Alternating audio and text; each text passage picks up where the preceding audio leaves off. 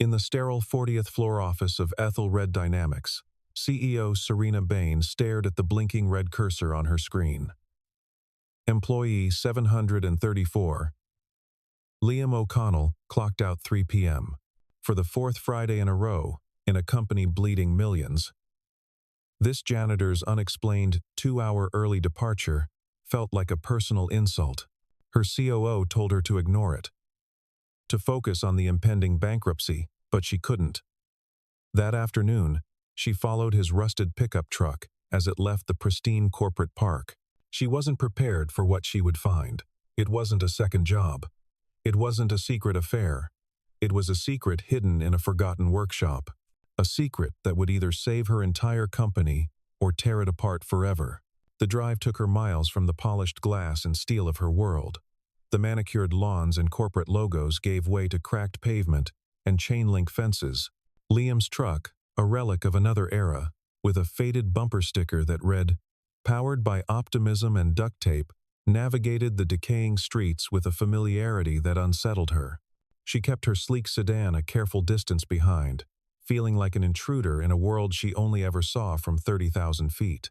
He finally pulled into a dirt lot beside a row of derelict warehouses, their windows boarded up, their metal siding streaked with rust.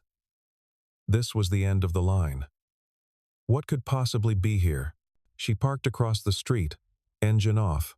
The silence of her luxury car, stark contrast to the distant clang of industry. She watched as Liam got out of his truck. He wasn't the slow, methodical janitor she saw pushing a cart through the hallways. Here, every movement was sharp, urgent.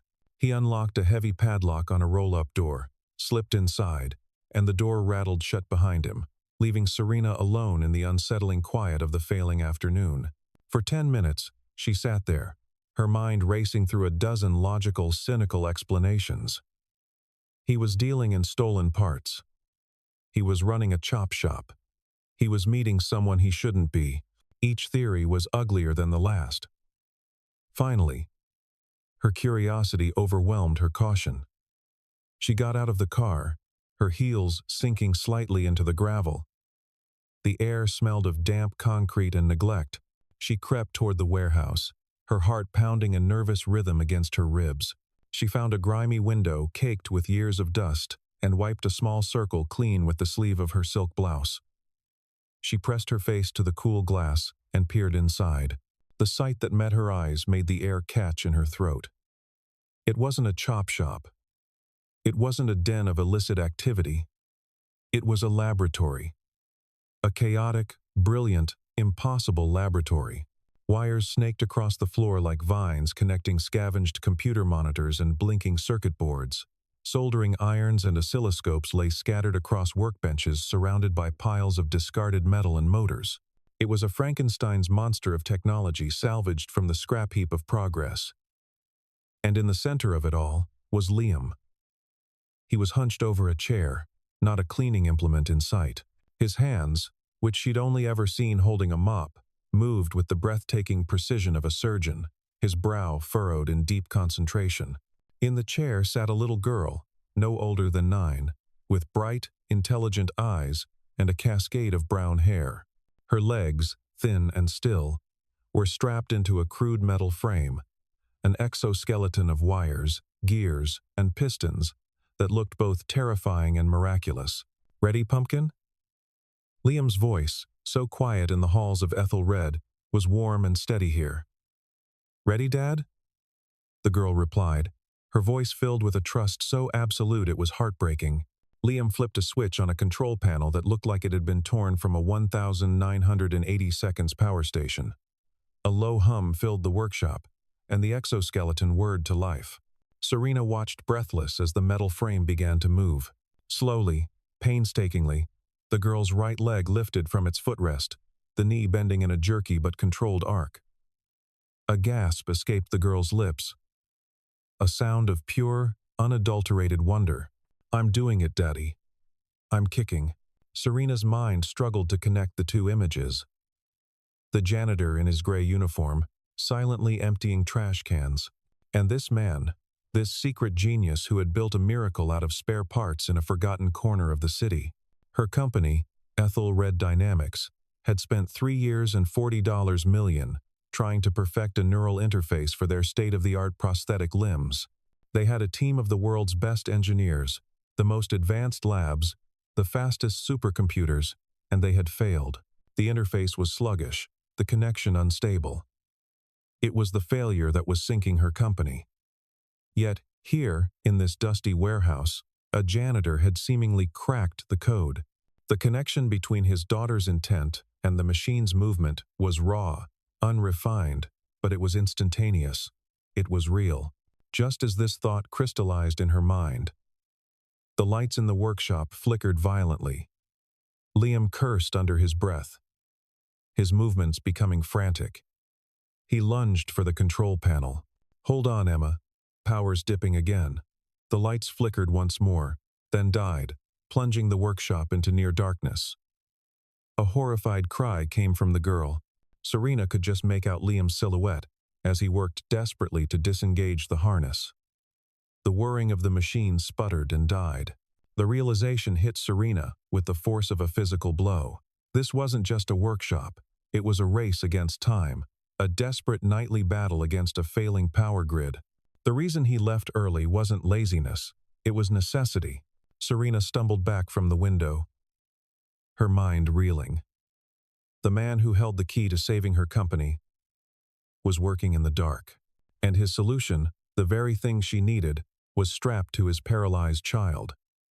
The shock of it was a cold knot in her stomach. This discovery didn't simplify things. It complicated them to a degree she could never have imagined. The secret she had uncovered wasn't just a corporate advantage. It was a deeply human story of desperation, love, and impossible genius, and she was now a part of it. The darkness that swallowed the workshop was a familiar enemy. Liam O'Connell didn't flinch. He reacted. His hands, guided by muscle memory, honed over hundreds of such failures, found the manual release levers on Emma's harness. A heavy click echoed in the sudden silence, followed by the hiss of depressurizing pneumatics. "Whoops!" Emma's voice was small but calm in the blackness.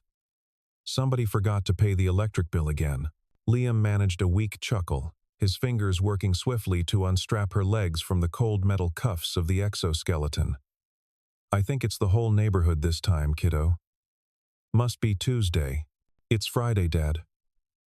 "Right." Friday, he finally freed her, the heavy frame falling limp. He carefully lifted his daughter, her body impossibly light without the machine, and settled her into the worn-out wheelchair that waited nearby like a patient old friend. He could feel the faint tremor in his hands, the adrenaline of the near failure. If the power had cut during a load-bearing calibration, the joints could have seized, trapping her, or worse. Every session was a gamble, a roll of the dice against a grid that was slowly dying. He found a battery-powered lantern on his workbench and flicked it on. A cool white light pushed back the shadows, illuminating the controlled chaos of his creation. To an outsider, it was a pile of junk. To him, every salvaged motor, every repurposed circuit board, was a verse in a long and complicated poem dedicated to his daughter. He saw the discarded server fan he'd modified to cool the primary actuator, the motherboard from an ancient gaming console he'd rewired to handle sensory feedback, and he saw the flaws, the compromises, the 100 points of failure that haunted his sleep. "Did we get the new sequence logged?" Emma asked, wheeling herself closer to the main monitor, which was now dark. "We did," Liam said, relief washing over him. The last 3 minutes of telemetry were saved to the local drive just before the surge. "Your kick was smoother. Almost no latency in the patella response." "Almost?" She grinned at him, a flash of the same defiant humor that had gotten them through the worst years of their lives. "I thought it was perfect." "We're not aiming for perfect, Em. We're aiming for safe." He ran a hand through his tired hair. Safe required stability. It required clean power, medical-grade components, and resources he couldn't even dream of. What he had was ingenuity, born of desperation, and it would never be enough. Not really. He looked at his daughter, her face lit by the glow of the lantern, and the familiar ache of inadequacy tightened its grip around his chest. He had been a rising star once, an intuitive robotics engineer whose ideas were a decade ahead of their time. He had a research grant, a lab, a brilliant wife who shared his passion, and a future that seemed limitless. Then came the fire, the corporate espionage, the accident that had taken everything. They stole his designs, buried his career under a mountain of lawsuits and lies. And in the chaos of that single horrific night, an electrical fire had not only destroyed his lab, but had also claimed his wife's life and put his daughter in a wheelchair forever. The official report cited faulty wiring, a tragic accident. But Liam knew the truth. He had been careless, so focused on his work that he'd missed the signs of a professional sabotage. He'd lost it all, and the weight of that failure was a debt he could never repay. So he disappeared, became a janitor, a ghost who spent his days in anonymity, mopping the floors of a company that ironically represented everything he had once aspired to, just to spend his nights trying to rebuild a fraction of what he had lost. "Dad," Emma's voice cut through his thoughts. "You're doing it again." He blinked, shaking off the ghosts. "Doing what?" "Staring at the wires like they personally offended you." She wheeled over and put her small hand on his arm. "We made progress today. That's what matters. We'll make more next week." He looked at her, at the unwavering strength in her eyes, and felt his own resolve harden. She was right. This wasn't about the past. It was about her next step. That's all that mattered. "You're right, Pumpkin. Next week, we'll work on lateral stability." Just as a sliver of hope began to cut through the gloom, a sharp, authoritative knock echoed from the roll-up metal door. Both of them froze. The sound was alien in this place. No one ever came here. This workshop, this life, was their secret. Liam's mind raced. The landlord. No, he was paid up. The police? Why? His heart hammered in his chest. He instinctively moved to stand in front of Emma's wheelchair, a useless shield against an unknown threat. The knock came again, louder this time, more insistent. It wasn't the sound of a casual visitor. It was the sound of someone who knew someone was inside and wasn't going away. "Dad." "Who is that?" Emma whispered, her earlier confidence gone, replaced by the fear of a child. Liam didn't answer. He held up a hand, signaling for her to stay quiet. He crept toward the door, his every sense on high alert. He peered through a tiny crack in the rusted metal frame, his eyes scanning the desolate parking lot. He saw the car first, a sleek black sedan that was so out of place it might as well have been a spaceship.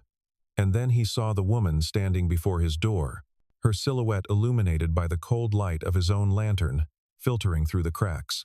He recognized her instantly. The tailored suit, the confident posture, the unmistakable air of authority. It was Miss Bain, the CEO, his boss. An icy dread, colder and more terrifying than any power outage, washed over him. She had followed him, the two halves of his life, the janitor and the engineer, the past and the present, were about to collide right here on the threshold of his last sanctuary, and he had no idea if he or his daughter would survive the impact. Liam took a deep, steadying breath, the cold dread in his stomach solidifying into a grim resolve. There was no running, no hiding. He unlocked the door. The heavy metal groaned in protest as he rolled it up just enough to step outside, trying to shield the interior to shield Emma from the CEO's piercing gaze. He pulled the door down partway behind him, leaving them in the dimly lit space of the empty lot. "Miss Bain," he said, his voice flat and devoid of the deference he usually showed her. "You're a long way from the 40th floor." Serena met his gaze, her own expression a mask of professional composure. But he could see the flicker of shock in her eyes, the slight parting of her lips as she struggled to reconcile the man in front of her with the janitor she thought she knew. "I could say the same for you, Mr. O'Connell. I was under the impression your workday ended at 5. The accusation, so calm and corporate, was exactly what he expected. My workday starts at 5 a.m. On Fridays, he countered, his voice hard. I put in my 8 hours. You can check the logs. I just shift the schedule. Her composure cracked for a fraction of a second. It was clear she hadn't checked. The realization that her primary assumption was wrong threw her off balance. Why? She asked, her focus shifting from employee discipline to the deeper mystery. What is this place? This is my home. He lied, gesturing vaguely to the row of derelict buildings. It was a weak deflection, and they both knew it. Don't lie to me, O'Connell. She snapped, her patience gone. I was at the window. I saw everything. She took a step closer, her voice lowering. I saw the girl. The machine. Liam's entire body went rigid. The mention of his daughter was a physical blow. You have no right, he growled, stepping forward, his protective instincts overriding all caution. This has nothing to do with you, or Ethelred. This is my private life. It became my business when I saw a piece of technology more advanced than anything in my R&D lab. She shot back, her CEO mind taking over. That interface. The response time. How did you do it? From inside the workshop, a small voice called out. Dad. Is everything okay? The sound of Emma's voice shattered the tense standoff. The fight drained out of Liam, replaced by a weary resignation. He couldn't have this conversation out here.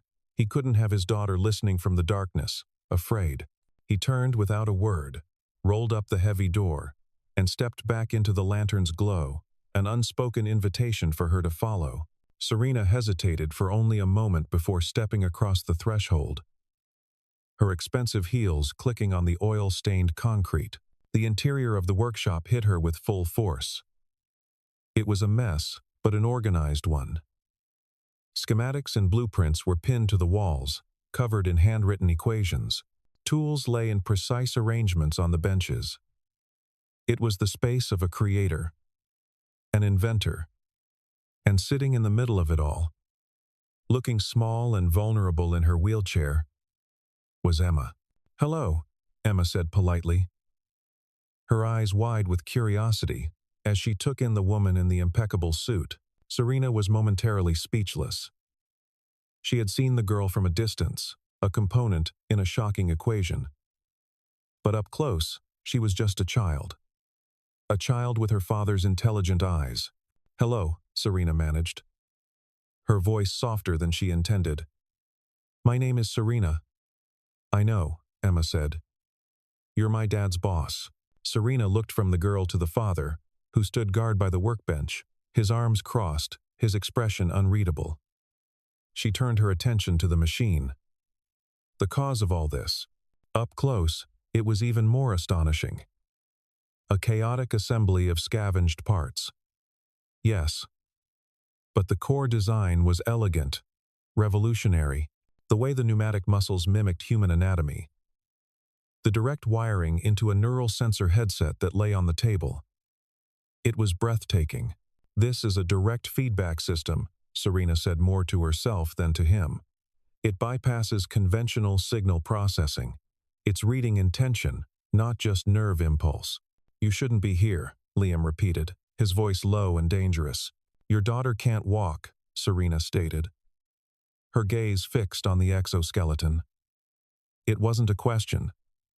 The doctor said she'd never move her legs again, he said through gritted teeth. They were wrong. Back at the Ethelred Tower, Julian Croft checked the time on his watch. 8:15 a.m. Serena had been gone for almost 5 hours. No calls, no texts. Her calendar was clear. He had called her driver, who confirmed he'd been dismissed for the evening after dropping Miss Bain at her car. This was unusual. Serena was a creature of habit and control. He pulled up the executive vehicle tracking software on his tablet. Her car was stationary, parked in an industrial wasteland on the other side of the city for the last 4.5 hours. His eyes narrowed. He cross-referenced the location with employee addresses. Nothing. Then he ran a search for the janitor, O'Connell. His address was in a low-income housing block, 3 miles from Serena's car. It wasn't a direct link, but it was a loose thread, and Julian hated loose threads. In the workshop, Serena walked a slow circle around the exoskeleton. Her mind was a whirlwind of calculations, risk assessments, and market projections. This crude machine was the answer to all her problems. It could save the company. It could redefine the entire industry. "I want to make you an offer," she said, finally turning to face Liam. "I'm not interested," he said flatly. "I know how this works. You'll take it, patent it, and leave us with nothing. I've been down that road before. That's not what I'm proposing," she said, choosing her words carefully. She looked at Emma, then back at him. "That machine is brilliant, but it's also dangerous. You know it is. You're working with unstable power and commercial-grade parts. It's a prototype held together with hope. One bad power surge, one cracked weld, and it could hurt her permanently." Every word was a hammer blow, striking the very heart of Liam's deepest fears. He knew she was right. "My company has the resources," Serena continued, pressing her advantage. "Clean rooms, stable power, medical-grade materials, the best diagnostic software on the planet. We can make this safe. We can make it perfect for her." Liam stared at her, his mind a battlefield of pride, fear, and a desperate, aching hope. He had spent years hiding, trusting no one, but he had also reached the absolute limit of what he could do alone. The power outages were getting worse. A critical component in the leg actuator was showing signs of stress failure, and he couldn't afford to replace it. "What's the catch?" he asked, his voice barely a whisper. "There's no catch," Serena said. "It's a partnership. You give us your expertise, your designs, and we give you everything you need to make this work." To make her walk again safely, she paused, letting the weight of the offer hang in the silent workshop. "I think we can help each other, Liam." The proposal hung in the air, a lifeline that felt suspiciously like a noose. For a long moment, the only sound in the workshop was the faint rhythmic dripping of water from a leaky pipe somewhere in the ceiling. Liam looked from Serena's unwavering, expectant face to his daughter's, which was filled with a dazzling, painful hope. Emma didn't see the corporate predator he saw. She saw a lifeline. She saw a chance, a partnership. Liam's voice was rough with disbelief. "Corporations don't do partnerships. They do takeovers." "This one does," Serena stated, her tone leaving no room for argument, "because what I have is failing, and what you have is working. That makes us equals." "I don't have a team of lawyers," he countered. "I don't have a board of directors. How can we be equals?" "Dad," Emma said softly, wheeling herself forward. "What if she's telling the truth? What if they could really help?" She looked at the inert exoskeleton, at the dream they had been chasing in the dark for 3 years. "We're so close." Her words hit him harder than any of Serena's arguments. They were close. Close to a breakthrough, but also close to a catastrophe. He knew the main servo motor was strained, and the power converter he jury-rigged was a fire hazard.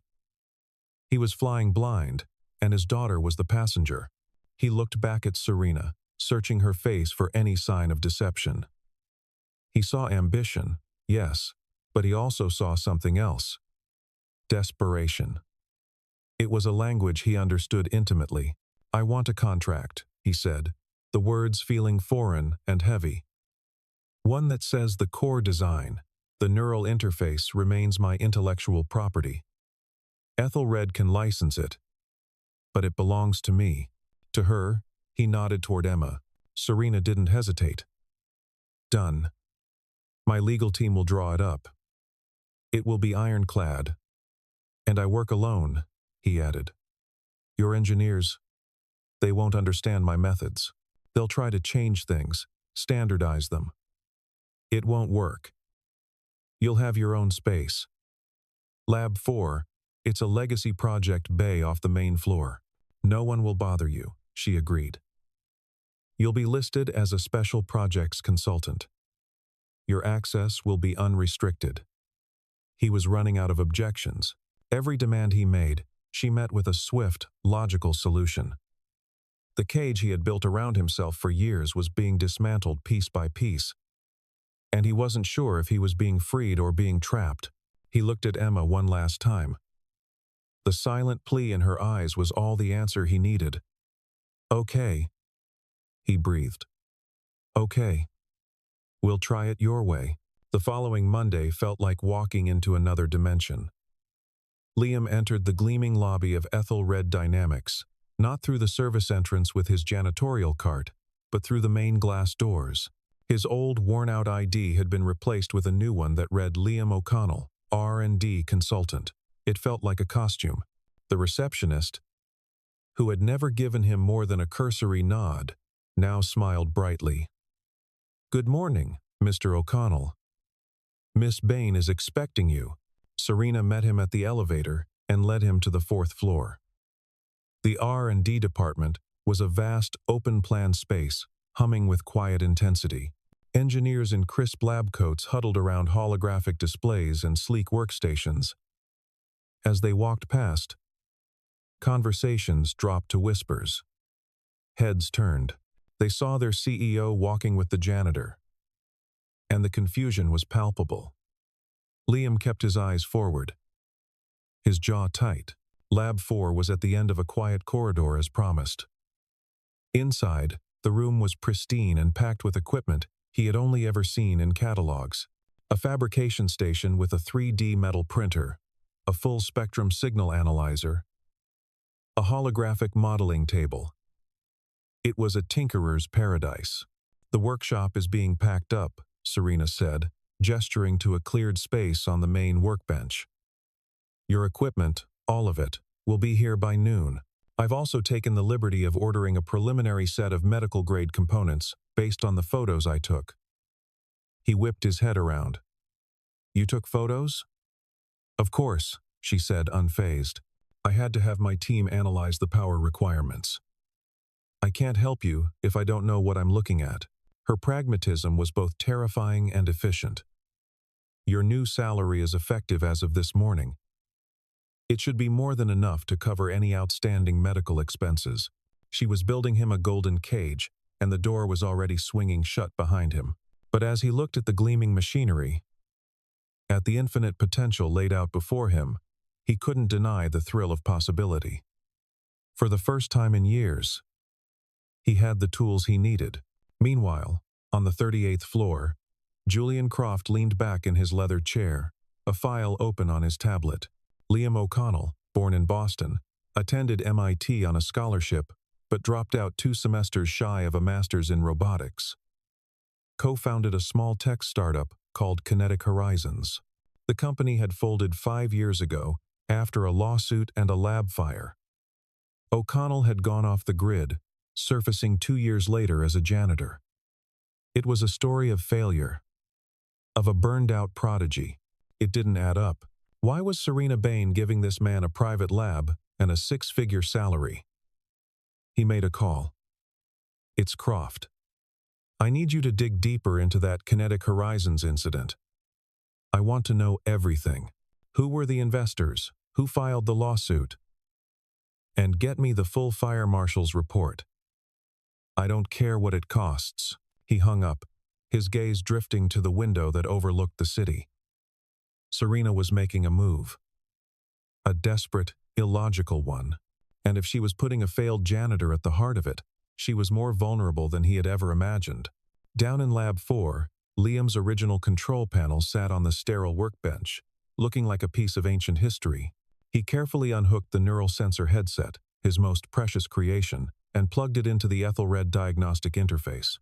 For a moment, he hesitated, his hand hovering over the activation key. This was the point of no return. He was letting the dragon into his castle. He pressed the key. The screen in front of him, which had been a calm corporate blue, exploded into a cascade of data. Complex waveforms, telemetry streams, and power metrics scrolled past at lightning speed. It was his work, his design, but seen through a lens of unimaginable clarity. He saw everything. The brilliance of his core concept was laid bare. The near-instantaneous neural link was there just as he'd theorized. But he also saw the flaws magnified 100 times. The signal degradation, the power fluctuations, the microsecond latencies that created the instability. He saw exactly why the machine was so dangerous. But now, for the first time, he also saw exactly how to fix it. A slow smile spread across his face. He wasn't in a cage. He was in an armory. And he was finally ready to go to war. The first 2 weeks in Lab 4 were a blur of focused creation. Liam worked with an intensity he hadn't felt in years. Fueled by 16-hour days and the limitless potential of the tools at his disposal, the chaotic energy of his old workshop was replaced by the quiet hum of high-tech machinery. He used the 3D metal printer to fabricate new joint housings from titanium alloys, replacing the welded steel he'd used before. He ran thousands of simulations on the holographic display, testing stress points and energy distribution in ways that had previously only existed in his mind. The dangerous jury-rigged prototype was methodically dismantled, its core concepts reborn in a new body of sleek medical-grade components. The soul of his invention remained. But the vessel was becoming infinitely stronger. His presence was a quiet disruption on the 4th floor. The R&D engineers would watch him from a distance, their curiosity warring with their professional pride. He didn't attend their daily stand-up meetings. He didn't file progress reports. He simply worked. A ghost in their machine. The lead systems engineer, a man named Markham, with a perpetually skeptical expression, made his disdain clear. He would walk past Lab 4, pausing to glance inside with a condescending smirk. As if observing an exhibit at a zoo, Serena visited him every evening, a silent ritual that had formed between them. She wouldn't ask for deadlines or projections. She'd simply stand at the doorway, a cup of coffee in her hand, and watch him work. She saw the new leg actuator take shape. The intricate wiring harness he was painstakingly assembling. She saw progress, real, tangible progress. And it was the only thing keeping the wolves from her door. "The board is getting anxious," she said one night, breaking their usual silence. "Julian keeps pushing for a meeting with Stratus Robotics. He says selling is our only option left." Stratus. The name sent a cold shiver down Liam's spine. It was the name of the company that had bankrolled his old rival, the one who had stolen his patents. A coincidence, he told himself. A big industry with only a few major players. "Tell them to wait," Liam said, his eyes not leaving the delicate circuit he was soldering. "Tell them a miracle is coming." But a week later, the miracle hit a wall. A very solid, very expensive wall. He had perfected the hardware. The new exoskeleton frame was a masterpiece of lightweight, durable design. But when he tried to integrate it with Ethelred's central power core, it failed catastrophically. Every time he initiated the boot sequence, a feedback loop in the power distribution manifold would cause an immediate system-wide shutdown. His design required a unique fluctuating power draw that the company's standardized stable systems couldn't handle. It was a problem he couldn't solve with a soldering iron or a salvaged part. It required a fundamental rewrite of the system's core software, a language he didn't speak. Frustration mounted. For 3 days, he tried to build a workaround to isolate his system. But it was like trying to plug a waterfall with a teacup. The pristine lab, once a paradise, now felt like a prison. He was surrounded by solutions he couldn't access. That evening, he showed Emma the simulations on a tablet during their video call. She was staying with a neighbor while he worked late. He watched her face light up as she saw a holographic version of herself not just kicking but walking, running. "Wow, Dad, is that really me?" "It will be Pumpkin," he said, forcing a smile, "just hitting a little turbulence." "You'll figure it out," she said with the absolute certainty only a child can possess. "You always do." Her faith was a heavy weight. He hung up the phone and stared at the dark, silent machine, the taste of failure bitter in his mouth. On the 38th floor, a secure file transfer completed on Julian Croft's computer. It was the full report on Kinetic Horizons. He scrolled through the pages, his expression hardening with each line. It was all there. The original investor lawsuit, alleging fraud and mismanagement. The fire marshal's report, officially inconclusive, but with notes about an unusual electrical signature, and the final page, the bankruptcy auction. The patents and all physical assets of Kinetic Horizons had been acquired for a pittance by a holding company. A holding company that, after 3 layers of corporate shells, was wholly owned by Stratus Robotics. Their CEO, Dante Mauro, had personally signed the acquisition papers. Julian leaned back, a slow, predatory smile spreading across his face. O'Connell wasn't just a janitor. He was the ghost of a man Mauro had already destroyed once, and Serena, in her desperation, had brought this ghost right into the heart of her company. This was more than leverage. This was a checkmate. The next morning, Serena found Liam staring at a complex power distribution schematic on the lab's main screen. His face etched with exhaustion. "Talk to me, Liam," she said gently. "It's the power manifold," he admitted, the words feeling like a confession. "My design draws energy in unpredictable bursts. Your system is designed for stable, predictable loads. It keeps thinking there's a critical error and shutting down to protect itself. I can't fix it without rewriting the core distribution code." "Then rewrite it," she said simply. "I can't. It's a proprietary language. It would take me 6 months to learn. We don't have 6 months." Serena was silent for a moment. "No," she said. "You can't rewrite it. But Markham can. He designed the system." Liam's jaw tightened. "Markham thinks I'm a joke. He wouldn't help me if the building was on fire." "Then you have to make him." Serena's voice was firm. "Go out there. Show him the problem. You are the best engineer in this building, Liam. Start acting like it." Her words were like a jolt of electricity. She was right. Hiding in this lab, clinging to his pride, was the old way of thinking. It was the way of a man who was used to losing. With a deep breath, he picked up his prototype central processing unit, the heart of his machine, and walked out of Lab 4. He found Markham and his team in the main R&D area. He placed the processor on their central workbench. It was a mess of exposed wires and custom circuits, a stark contrast to the sleek enclosed tech that surrounded it. "Markham," Liam said, his voice steady, "I have a power distribution problem. I need your help." Markham looked from the crude device to Liam's face, a look of theatrical disbelief on his face.